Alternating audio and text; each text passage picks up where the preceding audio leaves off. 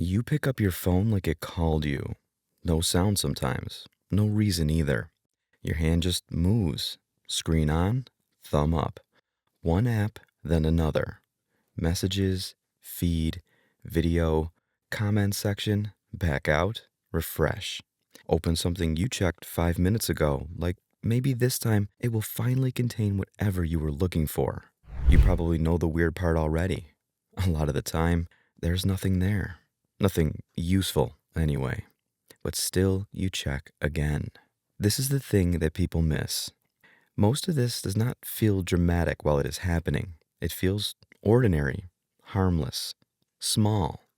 You are standing in line, sitting on your bed, half watching a show, waiting for food, avoiding a task, avoiding your own head for 30 seconds. Then 30 seconds becomes 20 minutes, and now you have that gross little feeling where you know time passed, and somehow none of it landed anywhere. People like to talk about this as if it was just weak discipline. You got distracted. You lack self-control. You need to be stricter with yourself. Fine. Nice, clean explanation. But also a lazy one. Because a lot of this behavior did not appear out of nowhere. You were taught into it. Repetition handled the rest.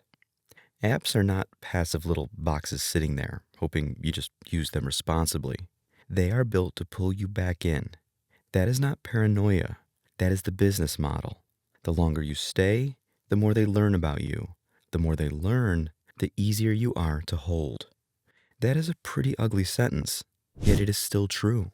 And what keeps people hooked is usually not even the reward itself. It is the possibility. Maybe somebody replied. Maybe something new happened. Maybe the next video is actually funny.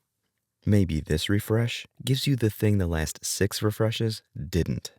That maybe matters more than people think. Your brain leans toward unfinished things, toward uncertain things. A guaranteed reward gets old. An unpredictable one keeps its teeth in you. This is why feeds feel endless when most of what you see is forgettable. You are not staying because every post is good.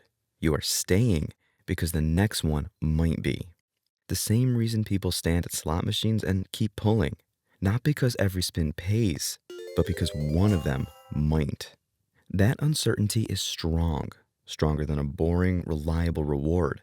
Strong enough to keep your thumb moving long after enjoyment left the room.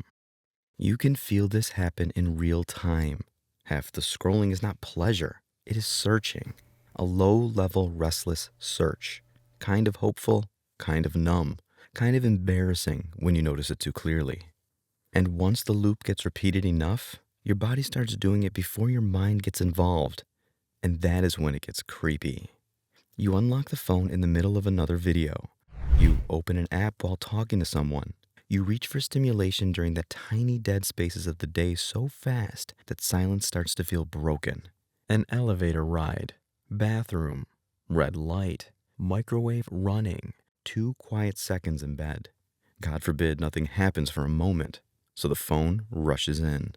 After a while, the habit stops feeling like a habit. It starts feeling like your personality. I have a bad attention span. I'm addicted to my phone. My brain is fried. Maybe. Still, that story skips the part where the environment was training you the whole time. Little rewards, friction removed, endless supply. Variable outcomes. Social confirmation dropped into the feed just often enough to keep your brain interested. And that part matters because people blame themselves for reacting exactly the way the system hoped they would react.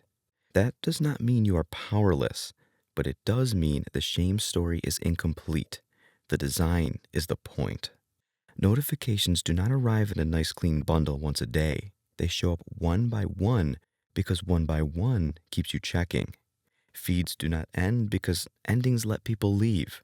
Short videos do not ask much of you because asking less lowers resistance. Everything gets smoother, faster, easier to re-enter. Tap once, swipe once, refresh once. There is almost no space left for a real decision. That is why this stuff gets under your skin. It slips past the part of you that likes to believe you are choosing. And the whole thing gets worse because it blends into normal life so easily. Nobody stares at a slot machine for 3 hours and calls it healthy. Scroll for 3 hours, though, and it barely even feels like an event. It just feels like a day that got away from you again.